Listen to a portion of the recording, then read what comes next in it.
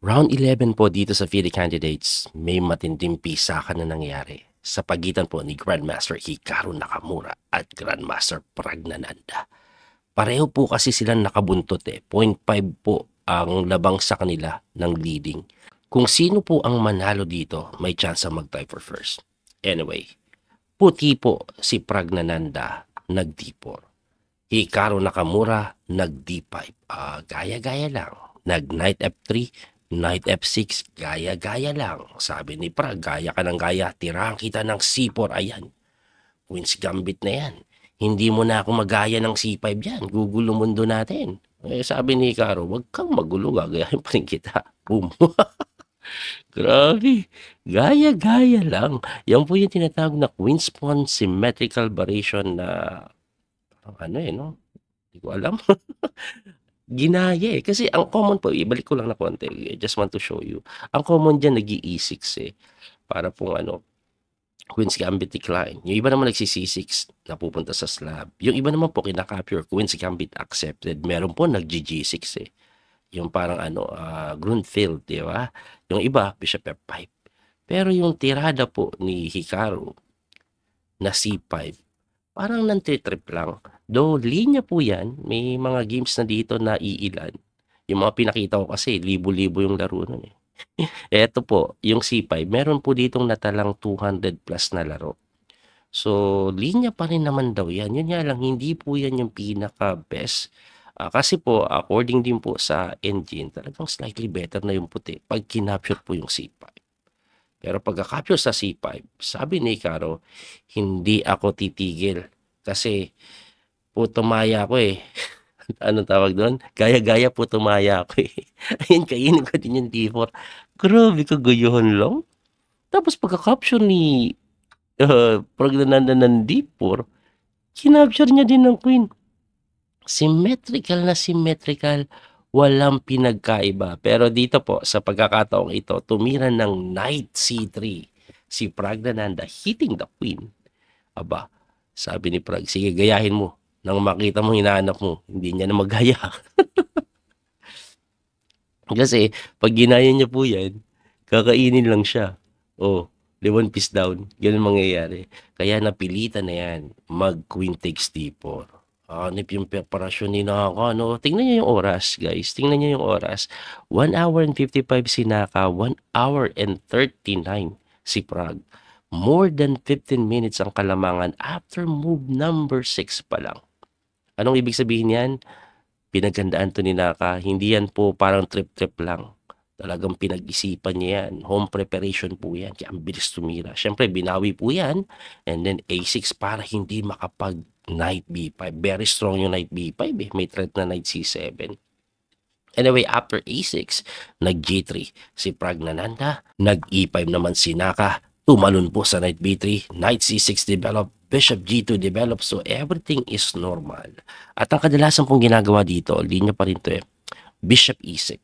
Bishop E6. Pero si Naka, halatadong preparado guys. Kasi it turns out yung Bishop E6 is just second best move ng engine. Halos novelty na to eh. Tumira po siya nang hindi mo asahan. A5. Napaka-weird po na tira niyan. Sa kadahilanan na yung A6 kasi it prevented Knight B5 eh.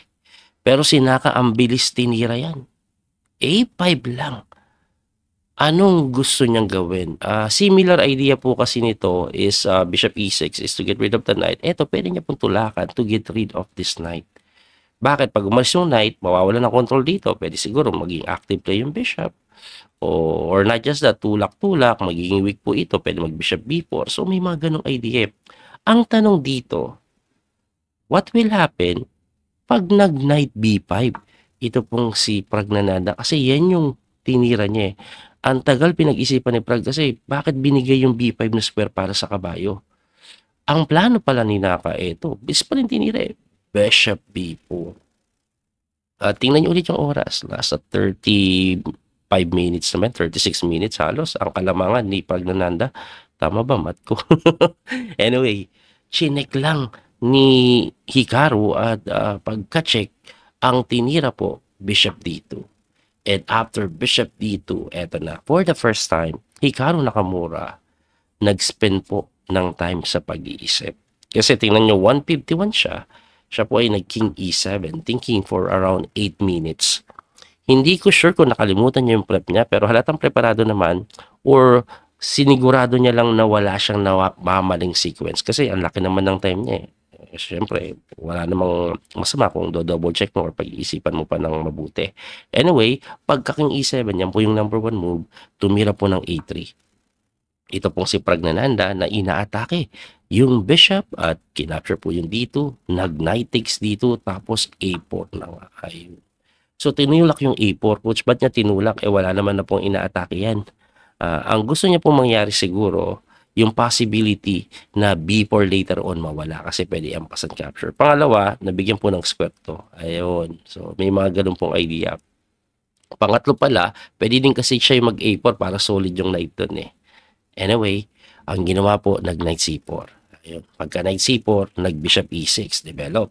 Pagka bishop e6, rook c1, yan, mga depensa lang. Tamang develop lang din. Tapos, Hikaru, rook a6. Grabe si Hikaru, puro engine move yung tinitira niya po. Puro number 1 engine move. Pagka rook a6, ang gusto niya mangyari siguro, depensahan po ito. Para pagka takes po, pwede pong capturein at hindi makapture ito dahil nakahang yung tore. Kaya ang ginawa po niya, nag-castling. Pagka-castling, nag-rook d8. Ibig sabihin, pag kinapture po ito, ang ipang kakapture po dyan, pawn. Yun siguro yung plano niya, no? Kasi, pag nag-rook takes ka, pwede nang kainin to eh. Anyway, ang tinira po is hindi nga kinapture yun kasi may pawn takes, nag-knight e3. Pagka knight e3, nag-rook a5. Grabe mga tirada ni Hikaru. Mga engine. At pagka rook e5, alam niyo bang slightly better na ang itim? Inaatake yung kabayo na kung saan pag ikaw ay bumalik, pakita ko lang po ano mangyayari. Pag bumalik ka lang basta-basta, tirahan ka lang daw po ng knight d4. Magtataka kayo bakit binibigay yon. May mga rook na gano'n, tapos babagsak din to. Tapos yung knight sa d4, napakalakas kasi inaatake po yung e2. So yun yung sinasabi ng engine. Pero balik mo tayo doon, ang ginawa kasi ni Prag, engine move naman to, bishop takes c6. Ayun. Parang, coach, binigay yung kabayo. Kasi, pagka pawn takes, nag-knight c3, ayun. So, ineliminate niya lang yung kabayo dahil ayaw niyang tumalon, ang lakas ng dating sa d4. Anyway, ang nagawa naman kasi dito ni Pragnananda, nasira niya yung pawn structure kahit papano. Yun nga lang, after bishop b3, solid na solid yung position po ng ng black kahit na isolated pawn eh. Kasi, ang file na kailangan makontrol ito, nakontrol po ng bishop. Hindi mapalis ng bishop. No? Hindi ng bishop b3. So, ang ginawa po niya, nag-knight na lang po sa may b1. Bakit? Para depensahan din po yung paso. Kasi hindi maharap yan dahil may bishop. Ang tinira naman, nag-rook a6 para depensahan yung pawn sa c6. Tumira po ng f4 si Pragnananda na actually, yung laro po is equal pa rin. Ang malaking problema ni Pragnananda, this is move 22, 29 minutes na lang siya. Samantalang si Hikaru, 43 pa. So, dito po, ini-4 lang yan. Ayan. Pagka e4, nag-king f2, lumapit. Rook b6 lang si Hikaru Nakamura. Nag-knight c3, umangat na yung kabayo. No? Natinirahan lang g6. Relax lang. Ayan, no? Hindi ka lang pinapatalon. Tinatanggalan ka lang check. Ang tanong dito, coach, balik lang natin. Coach, bakit po ayaw niyang pumasok? Di ba, rook at the second rank na yan. Ang ayaw dyan ni Hikaru, magro-rook b1 lang kasi. So, pagka rook b1, gaganito lang yung isa. Tapos, kiking move lang na ganon. So, wala talagang magagawa kasi kulang yung puwerse. Yung bishop na to, hindi naman makapunta dito. Pag pumunta dito, pwedeng kainin, pwedeng may kain doon, di ba? So, hindi din maka-atras kasi nga malilibre to. Kaya, ibalik natin doon, no? Hindi po nag-group po sa dito, kaya nag-relax lang G6 lang tayo. Tanggalan lang natin yung possible knight f5. So, nag-rook b1 pa rin, dumipensa pa rin, no? Nag-knight d5, tumalon, at pagkatalon, nag-rook ulit sa c1. Bumabalik-balik, no? Ang gusto kasi mangyari ni Naka dito, pakita ko lang po, libre kasi yung pawn Ayan, no? Libre. Bakit hindi na lang tinikman yan? Pag kinapture kasi, knight takes e3 po. Siyempre babawiin mo. And then eto po yung matindi. Bishop C2. Yan. Pag gumalaw ka, atakado to. O, 'di ba? Kaya balik tayo doon. Ang ginawa is nag-rook lang po. Ayan. Sa may C1 to defend the knight para pagka-capture. Kakapturein din ng knight. Kaso, ganda ng F5 eh. Ayan, no? Hindi mo na magalaw to. Ang solid na po. Ang solid na. Ang ginawa, nag-G4. Solid ka pala, bibiyakin ko yan. Pagka G4, kinapture lang yan ni Icaro. Siyempre, kinapture lang din. And then, knight takes F4. Ayun, nalibre yung pawn. Nalibre yung pawn, pero sabi ni Pragnananda, planado ko yan, sir. May king E3 ako. Sa pool yung dalawa, pero yan po ay mali. According to engine evaluation, biglang winning na si Naka. Bago ko po ituloy yan, for some reason, ang sinasabi po ng engine, dito ka lang daw tumakbo sa E1.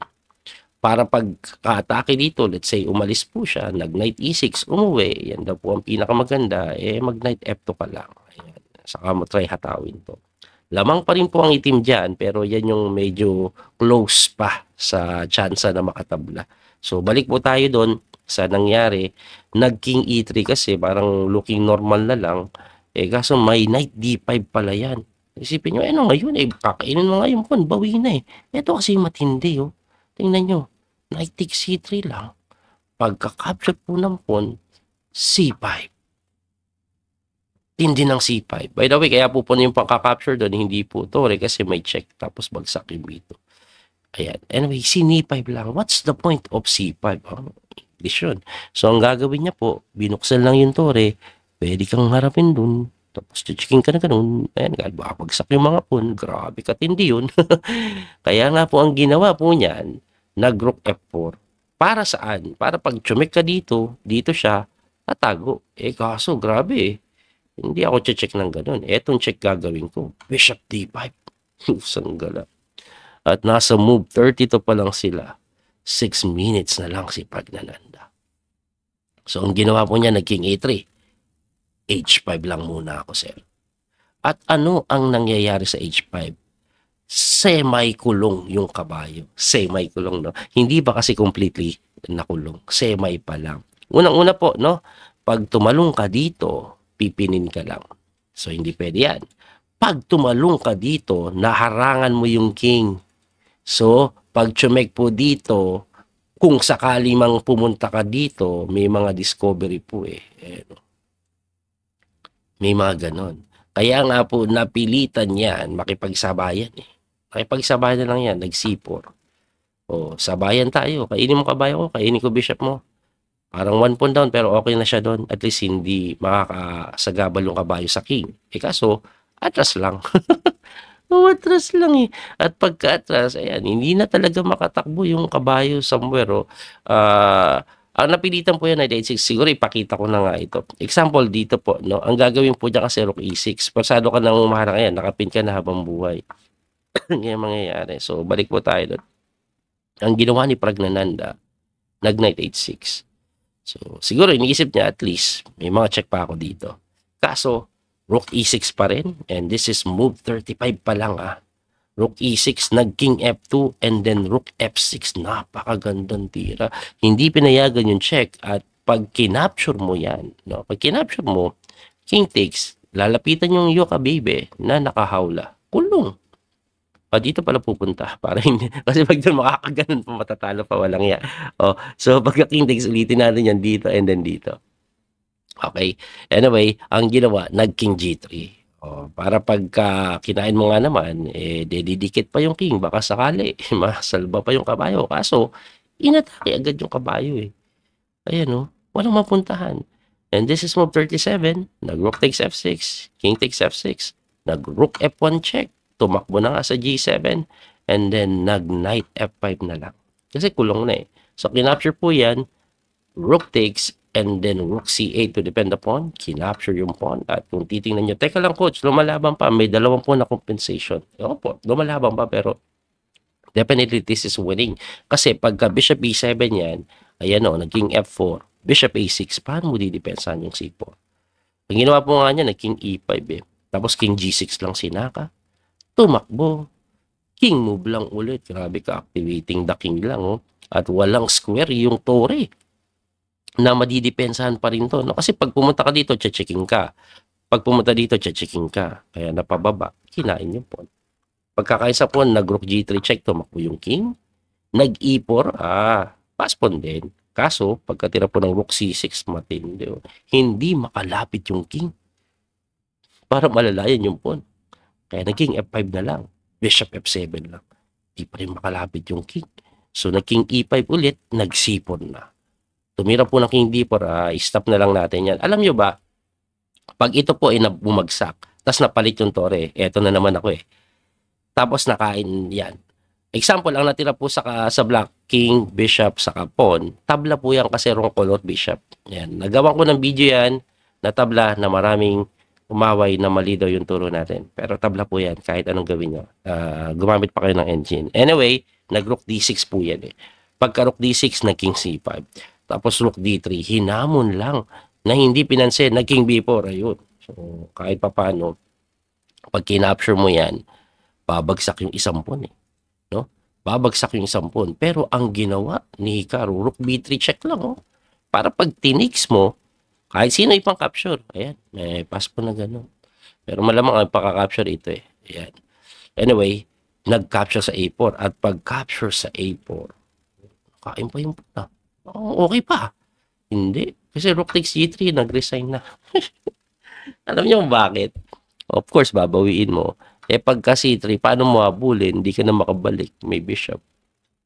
Kaya si Pragnananda, nag-resign na. Ang matindi, naglalaro pa yung iba. Kaya hindi ko pa alam yung standing. Pero pag natabla si Nepo, kay Bidit, typer person na si Hikaru. Si ano pala, si Gukesh natabla kay Fabiano Caruana. Hanep, no? Interesting na yung laban. Abangan po ninyo. Muli ito po yung Coach P, Master Daniel Causo. May ginagawa ako eh. Maglalaro ako ng tournament, yung Macro, yung Thai chess.